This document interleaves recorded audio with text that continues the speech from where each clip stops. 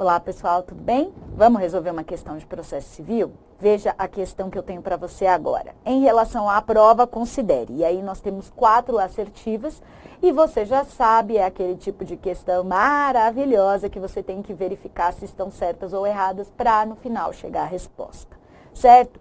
Não vou ler as alternativas porque você já teve a oportunidade de fazer a leitura, então vamos trabalhar aí com as questões que envolvem as provas. E aí a gente vai ter que, dentre as alternativas, procurar as assertivas que estão certas, apenas aquilo que está correto, beleza? Veja, sobre provas, o que eu tenho para te falar? Como é o ônus da prova no CPC? Bom, o ônus da prova é definido pelo artigo 373. Isso significa que ao autor vai caber a comprovação dos fatos que envolvem a constituição do seu direito, então o fato constitutivo do direito do autor é o que ele deve provar. Afinal, estou entrando com essa ação por quê? Cadê o meu direito? O autor que tem que provar. E ao réu é obrigatório aí a comprovação da existência de fato impeditivo, modificativo ou extintivo do direito do autor. Em resumo, o réu tem que provar ali alguma coisa que demonstre que o autor não tem aquele direito. Tá? Pode ser aplicado esse ônus de forma diversa? Pode. E eu quero que você tome cuidado com isso, porque isso é uma novidade do CPC, que já não é mais tão novo, mas é uma novidade. Porque veja o parágrafo 1º. É possível, nos casos previstos em lei, que o juiz atribua esse ônus de forma diferente do que eu acabei de te falar.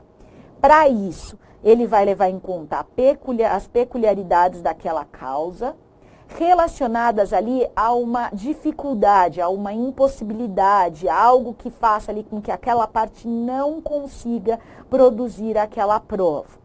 Ou, por outro lado, que seja mais fácil para outra parte produzir ali a prova, né?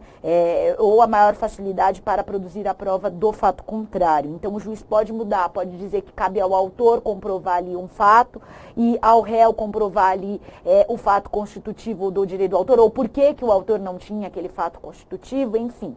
Você tem uma ideia disso, para ficar mais claro, no direito do consumidor, que o juiz faz a inversão do ônus da prova.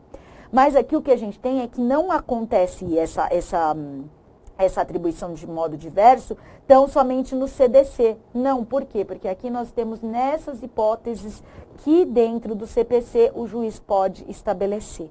Tá? Então ele pode alterar isso não haveria ali o juiz não estaria excedendo as suas funções. Para isso, óbvio, deve haver uma decisão fundamentada e deve ser dada ali à parte a oportunidade de se desincumbir do ônus que lhe foi atribuído. Óbvio, o juiz vai inverter o ônus da prova, vai modificar o ônus da prova, dando à parte ali a chance de produzir aquela prova que ele modificou, que ele determinou ali que a parte produza, certo? Que mais sobre provas?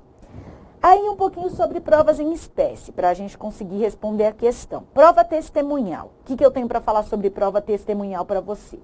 Depois que for apresentado o rol de testemunhas, é possível substituir a testemunha. Existem possibilidades de substituir, por exemplo, quando essa testemunha esteja doente, quando ela esteja enferma e por conta dessa enfermidade ela não tenha condições de comparecer em audiência, de prestar o seu depoimento. Então o juiz tem que dar à parte a oportunidade de substituir essa testemunha que ela indicou e não está podendo prestar depoimento. Prova técnica. Prova técnica simplificada, o que é isso? Veja, 464, parágrafo 3º diz, consiste na inquirição de um especialista, então não é uma prova pericial, mas é uma prova técnica mais simples, em que um especialista vai ser ouvido pelo juiz sobre um determinado ponto controvertido ali da causa e que necessite desse conhecimento técnico ou científico específico, e aí o juiz então ouve essa pessoa, tá? Prova pericial, pode acontecer? Pode. O perito pode ser substituído, então o juiz nomeia um perito. Quando ele nomeou esse perito, pode ser substituído? Pode. Se o perito não tiver conhecimento técnico ou científico necessário para resolver aquela questão, ou quando, sem motivo legítimo, ele não cumpre ali o encargo de fazer a perícia, de apresentar o laudo no prazo que o juiz determinou.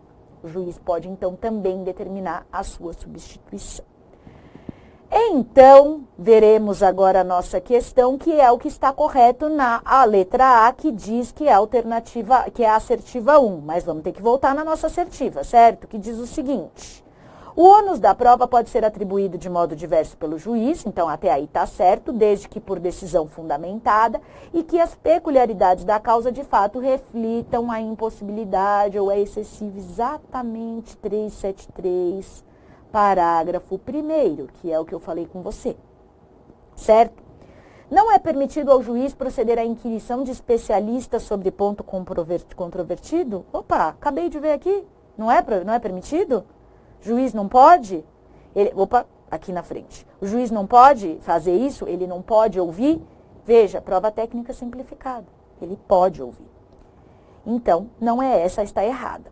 3. O perito pode ser substituído apenas se faltar conhecimento técnico ou científico? Não, acabei de falar que se o perito não cumprir prazo também vai ser substituído. E, mesmo que, em razão de enfermidade, a testemunha que estiver impossibilitada de comparecer à audiência, mas não prestar depoimento, será inquirida na sede do juízo? Não, né? A testemunha que estiver enferma e impossibilitada deve ser substituída, por isso a 4 não estava certa, tá bom? Espero que você tenha acertado. Galera, gostou do vídeo? Que bacana! Então clica aí, né? Dá uma curtida, faz um comentário se você puder e inscreva-se no nosso canal do YouTube. E deixa lá no sininho, ao clicar, você recebe as mensagens também de notificação. Visite nosso site e conheça nossos cursos preparatórios para concursos públicos. Muito obrigado!